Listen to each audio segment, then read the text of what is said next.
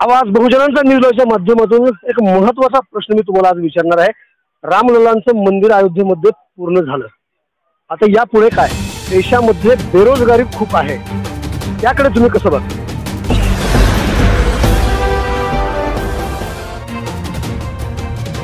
अयोध्यामध्ये श्री रामप्रभूंची प्राणप्रतिष्ठा नुकतीच संपन्न झालेली आहे आणि त्याचाच दुसरा भाग म्हणून लातूर जिल्ह्यातल्या अहमदपूर शहरामध्ये 2,30,000 दिव्यांनी प्रभू रामचंद्रांची प्रतिकृती साकारण्यात आली आणि याच अनुषंगाने 19 जानेवारी रोजी खासदार सुधाकरजी श्रंगारे साहेब या ठिकाणी आले होते, परंतु आपल्याशी त्यांनी बोलण्याचं टाळलं होतं। मी 22 तारखेला तुमच्याशी मी संवाद साधणार आहे असं त्यांनी म्हटलं होतं। नेमकं ते काय बोलणार आहेत हे आपण पाहूया।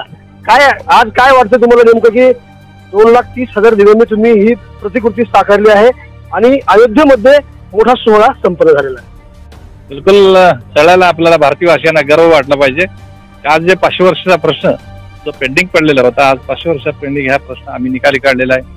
आज किती दिवस आपण वाढणं करायचे, एका समाजावर किती दिवस आणायचे? आपण सगळे भारतीय एक आहोत, आपण सगळे भारतीय एक आहोत। भारतावर आपलं सगळ्याचं प्रेम राहिलं पाहिजे। आपले कोण देवदेवता आहे?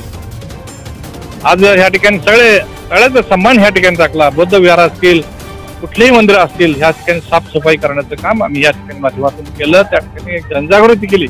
आज मोदी साहेबांच्या अयोध्येमध्ये त्या ठिकाणी जे पुजारी आहेत, प्रत्येक जाती पंथाचे त्या ठिकाणी पुजारी आहेत। जे डॉक्टर बाबासाहेब आंबेडकरांना ज्या राम मंदिरात जाण्यासाठी, ज्या काळाराम मंदिरामध्ये जाण्यासाठी, त्यांची पूजा करण्यासाठी त्यावेळेस संघर्ष करावा लागला, ते लक्षात ठेवून आपला एकच जात आहे आपली, ते म्हणजे स्त्री आणि पुरुष, हे दाखवण्याचं आज मोदी साहेबांनी काम केलं। सगळ्या जाती धर्माला त्या ठिकाणी न्याय दिला। आपल्या इथला एक गायकवाड म्हणून आपल्याला इथं त्या ठिकाणी त्याची निवड झाली आहे। त्या सदस्य ते जे असते ना कमिटी, जी पुजाऱ्याची कमिटी, त्या पुजाऱ्यामध्ये एक गायकवाडी समाजाच्या माणसाला तो सन्मान दिला पूजा करण्याचा। एसटी समाजाचे, एसटी जेवढे समाज आहेत त्या ठिकाणी त्या आम्ही समाजाचा त्या मंदिरामध्ये पुजारी म्हणून आम्ही काम केलेलं आहे, ठेवलेलं आहे, काम केलेलं आहे। त्याबद्दल मला बुद्धसाहेबांचा सर्व धर्म समभाव जो आम्हाला दाखवायचा होता त्या ठिकाणी आम्ही दाखवला। आवाज बहुजनांचा न्यूजच्या माध्यमातून एक महत्त्वाचा प्रश्न मी तुम्हाला आज विचारणार आहे। रामलल्लांचं मंदिर अयोध्येमध्ये पूर्ण झालं, आता यापुढे काय?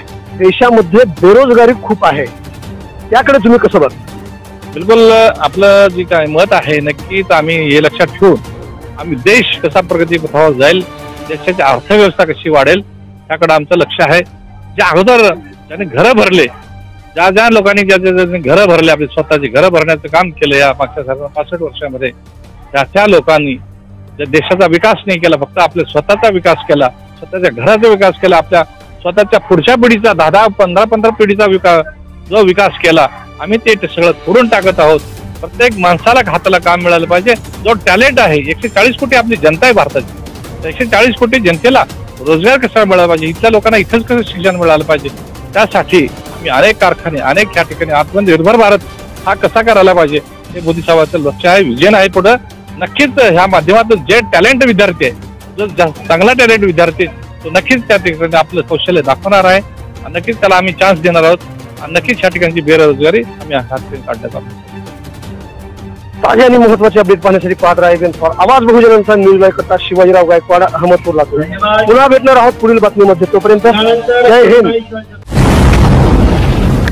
आवाज बहुजनांचा।